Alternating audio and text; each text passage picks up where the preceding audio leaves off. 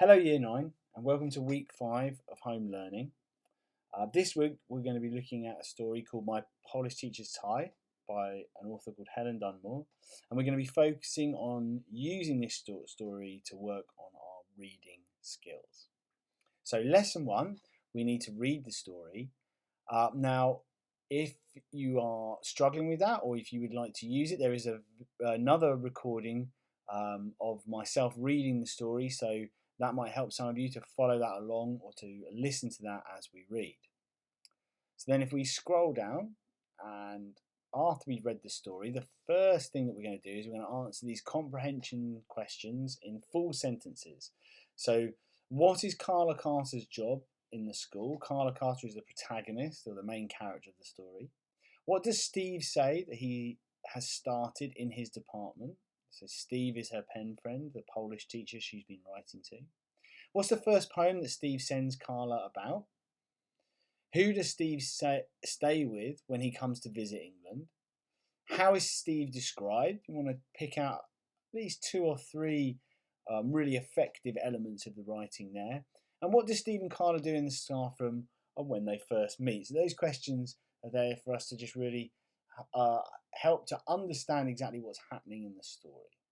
So lesson 2, we're moving on to analysing the text.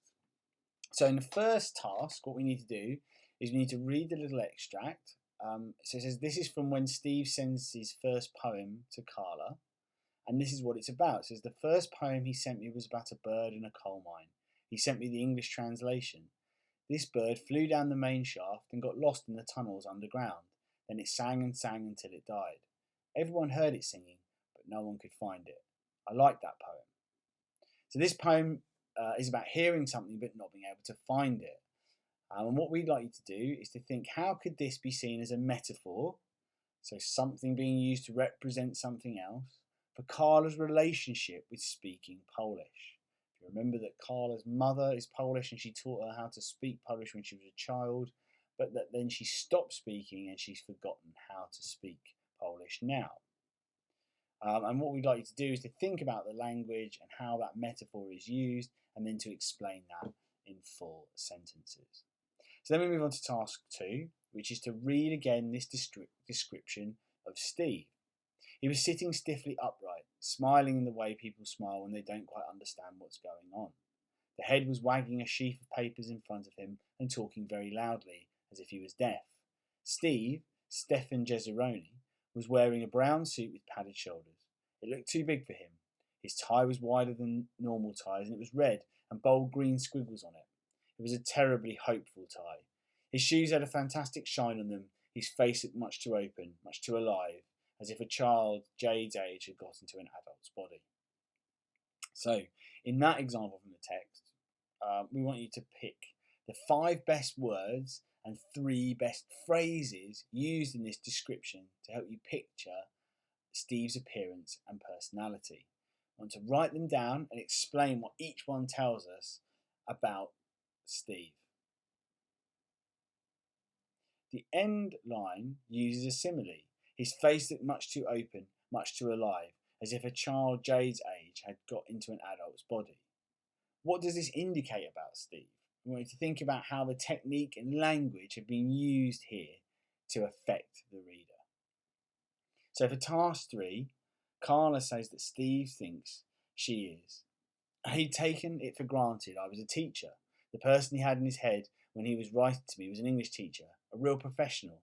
This person earned more money than him and had travelled and seen places and done things he'd never been able to do. So why do you think Carla lets him believe this about her, and why does she not tell him who she really is? What you want to think about there is how Carla feels about herself, her self-esteem, the role that she has within the school, and who she might think that Steve might be and might want to be speaking to. If you get through those questions and you feel able to engage with a challenge question, I want you to think that, do you think Steve would have cared that Carla wasn't a teacher but a part-time catering assistant? So from reading the text and our impression of Steve, do you think that he would have cared that Carla wasn't a teacher but was a catering assistant? Now lesson 3 is all about your personal response to this story. What we want you to do is to think about these 3 questions and to answer them in as much detail as possible. Do you consider Carla a liar? And does this affect the way you feel about her during the story? And that's about you thinking about who tells a story to you and how much we can trust that person, or how much we do trust that person when we find out things about them. Number 2, how do we feel about Valerie Kenwood, and what is it that has made you develop this opinion? Valerie Kenwood is the teacher who Stephen stays with. Carla has a strong opinion of her. Does that affect the way that we view Valerie in the text?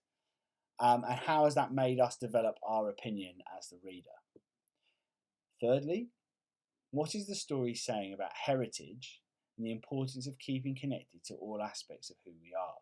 So heritage is the things about us from what maybe we inherit from our parents, or from places where we were born, or we grew up, or where our family are from. And how important is that in keeping connected to who we are as people? And how is that connected to Carla and her story? Okay, Year 9, good luck with this week's learning. Enjoy and take care.